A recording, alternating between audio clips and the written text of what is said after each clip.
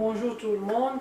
D'abord, tu connais si les amis, les gens battent les bisous dans mon collègue. Le après si bisous sous souper ma maman. Ma maman n'engaille. N'a des sous quand il a bien pour la semaine vidéo. Il y a makusa na biso.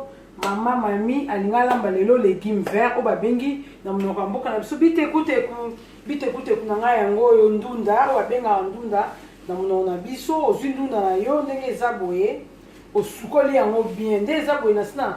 Sukoli yango osukoli ndunda na yo bien pour bandunda ngo za ba salite donc osukola ngo vraiment moko so sukola ndunda na yo okangi mai après okokata ndunda na yo après pour la lamba légumes verts na ngai bite kute kunanga naza besoin ya solo o ya vert to benga aubergine na biso solo na biso ya vert na besoin ya litungulu oignon na besoin ya tomate ya mbuma. Nous avons besoin de cube or, puis nous avons besoin de poivron, nous avons besoin d'huile, nous avons besoin de tournesol, on l'ambelango mukie, na huile à tournesol, na oyo wabe, umbisa kokauka nzombo, na ocha na kati. Tant qu'on a préparé biloko na nga nyonso to wana na kati ndunda na nga bien, na tima ina nga ya moto, mai na nga tant okara etoki. Ndunda soko lingi eza vert makasi ozwi lutu moko ya bicarbonate otie oza na mpe obligé te mama mosusu batia nango bicarbonate te kana tia yango mpo elembisa mpo ndunda na biso ya poto bino moko boyebi yango eza makasi yango natiaka bicarbonate bato mosusu balamba na bango vert atiki ne kaka mofiniku polele omona ndunda eza mwa makasi ngai natiaka na nga kaka natie na ngai mpona ndunda na nga elemba natie na nga lutu na ngai ya bicarbonate na kati ya mai na ngai. Après, tant et aussi la bouée, na koti sindunda na kati. La suite, à tout à l'heure. Une fois, tu sais que ce que l'andunda, tu tiens la main na biso oyo kaki ya, on a tiki bicarbonate. On dit ndunda se garder qu'à vert nango. Ndunda se garder toujours vert nango. Allez, na zui ndunda nanga na tche a, on a passoire. Na tche na passoire. Na tchendu na nga na passoire na rince nzungu mpona olambelaka na nzungu oyo. Une fois na rince nzungu na ngai nalekisi mwa mai ya mpona sola bicarbonate bamosusu balinga yango te wala oyoka ngo sola limbondo eza limbondo te mbala nsima bokozwa recette ya limbondo lelo ya limbondo te lelo eza légume vert tane ndunda egarde vert nango egarde vert nango nazwi nzungu na biso oyo nazongisi yango na moto.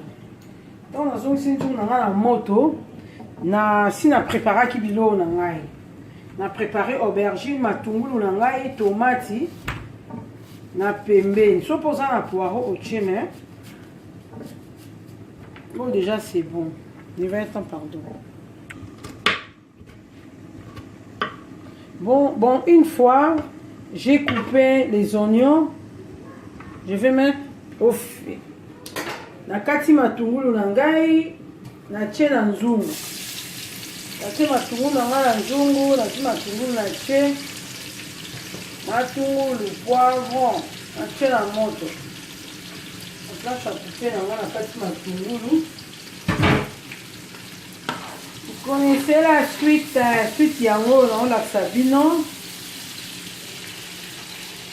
naona mabiloko kati ya ngombe komi kobela mbala nsima bozwa recette ponga kote na nga jete kote kolamba bendela bango. Bon après sona rajouter tomate na nga mbuma jete tomate ya mbuma na kati tomate ya mbuma kaka oyo tosombaka na supermarché natiede na kati natika tomate na nga etoka nazwi mpe aubergine na ngai oyo nakataki aubergine na ngai na kati nabwaki yango mpe na kati atie na ngolunda te eza nango balégume nabwaki na kati aubergine nabwaki tomate ya mbuma matungulu apres na baloli nazobalola nazomélange bino bozomona je mélange aubergine, oignon, tomate pelée. Nous allons mélanger ti et kolimba. so bomoni elembi te so esali boye apozwi nini na yo otiki yango etoki moke na tie mai oti kaka aubergine mpo ndunda nga esi elembaki yango na tie mai na aubergine aubergine nange etoki tomate oignon après na tie ndunda na biso natie légume vert na ngai na kati ya nzungu natie légume vert na ngai na kati po déjà aubergine na ngai nasi natikaki yango etoka parce que ndunda esi elembaki etokaki natie sikoyo légume vert na ngai etoka ensemble na baloli aubergine poivron ndunda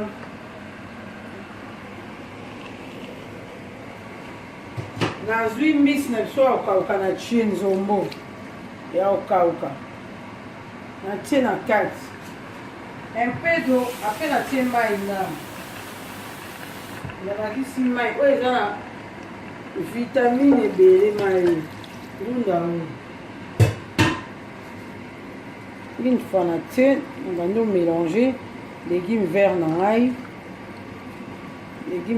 nalambi natie aubergine solo matungulu mbisa okauka natie en place moko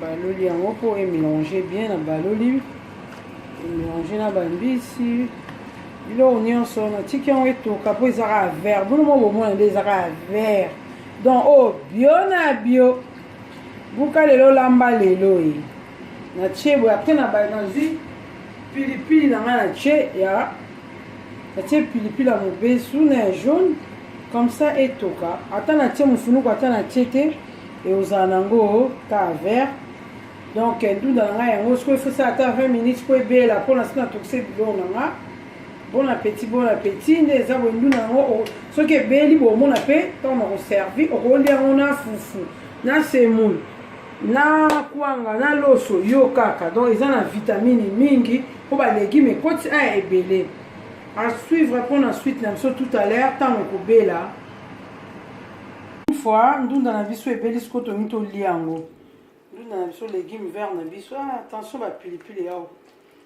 c'est prête là tongi tolia natie na sani tolia bon appétit na bato nyonso baolanda chaîne oyo bosabone ebele bonozwa banouvelle recette na bino ya mama loboko mama moseka mama rita aza wana mpona kopesa bino baconseil mpona kolamba na bino légume vert nalambeli bino yango oyo okokolia yango yaka okolia yango na semoule okolia yango mpe na kwanga yango bao balia ya kwanga olie na semoule to olie na kwanga au revoir bonne soirée bon appétit na ba oyo surtout bolandinga je vous fais des gros bisous je vous aime.